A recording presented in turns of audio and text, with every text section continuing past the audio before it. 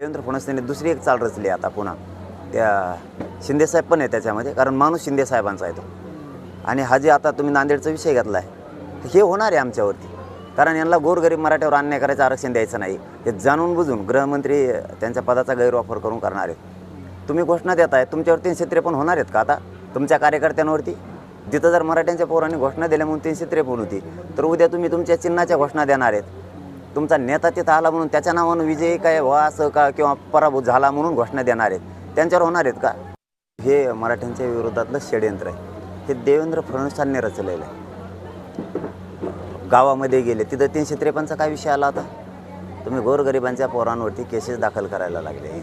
काय तुम्हाला गाडीच्या खाली उतरून त्यांनी काय मारहाण केली का? हे देवेंद्र फडणवीस साहेब चव्हाण साहेबांच्या, अशोक चव्हाण साहेबांच्या माध्यमातून उगवायला लागले. आता ते गाव तिथं जाऊन बसणारे अशी काहीतरी मला माहिती मिळाली. सगळा महाराष्ट्र त्यांच्यासोबत, त्यांनी काही